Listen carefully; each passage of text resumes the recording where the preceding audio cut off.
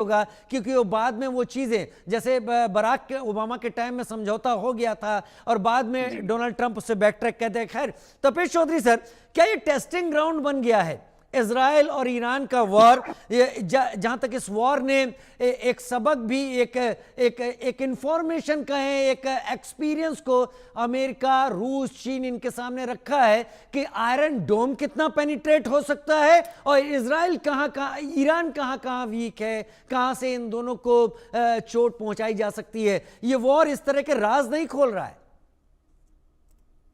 देखिए, इजराइल ने तो वॉर जो है, जब से इजराइल 1948 से एग्जिस्टेंस में आया, इजराइल ने छोटे बड़े वॉर बहुत सारे लड़े हैं और अपनी कैपेबिलिटीज को उसी सर्वाइवल के थ्रू बढ़ाया। इजराइल तो योम किपुर वॉर में भी सारी सेनाएं घुसाई थी, अंदर घुस के फिर बड़े प्लानिंग के साथ उनको बाहर निकाला गया।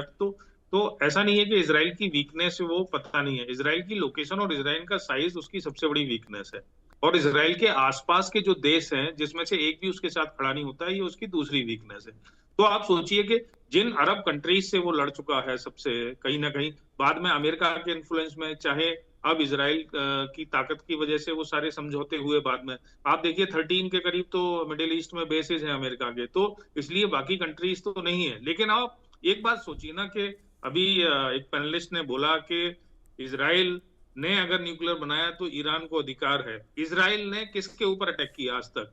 इजराइल तो अपने सेल्फ एग्जिस्टेंस की लड़ाई लड़ रहा है। ईरान जो 2000 किलोमीटर दूर बैठा हुआ है, उसको क्या प्रॉब्लम है इजराइल से?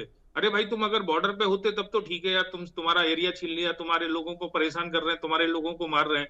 लेकिन अगर तो आप पूरे मिडिल ईस्ट का खलीफा बनना चाहते हो और खलीफा बन के और अपनी ताकत का इस तरह से इजहार करना चाहते हो, तो वो तो गलत है। तो इजराइल का मैटर जो था वो ईरान के मैटर से, न्यूक्लियर प्रोग्राम से बिल्कुल अलग है। एक सेल्फ सर्वाइवल है, एक अपनी ताकत दिखाने के लिए, प्रदर्शन करने के लिए है, पहली चीज।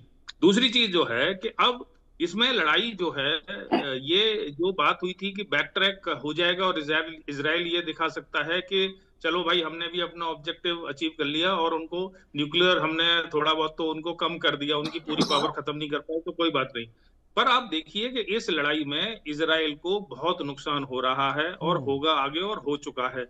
और इजराइल ये काम बार बार नहीं करेगा। इस बार जो मुझे लगता है कि इजराइल इस काम को अधूरा नहीं छोड़ सकता, वो वंस फॉर ऑल इस चीज को खत्म करेगा। ये श्योर करेगा कि एटलीस्ट अब नहीं तो अगले 8-10 साल मेरे शांति से यहाँ बीतेंगे। तो वो बैक ट्रैकिंग का पॉसिबिलिटी नहीं है। अच्छा, अमेरिका की बार बार बात हो रही है। अमेरिका की इसमें सब जानते हैं, ग्राउंड फोर्सेस तो घुसेंगी नहीं, ग्राउंड एयरफोर्स सपोर्ट ही तो है एक। और अमेरिका से उसको क्या चाहिए? जो हम बोलेंगे GBU 57 30,000 पाउंडर बम ही तो चाहिए, जो उसके पाडो न्यूक्लियर प्लांट के नीचे चला जाए। लेकिन वो भी इतना आसान नहीं है, बहुत स्टडीज रिक्वायर्ड है। अगर रेडिएशन हो गया तो कितना बड़ा ब्लास्ट होगा, या सिर्फ रेडियो एक्टिव रेडिएशन होगा, कहां कहां तक फैलेगा, तो ये एक अलग चीज है। एक और पॉसिबिलिटी बनती है, Israel is famous for its special forces operations.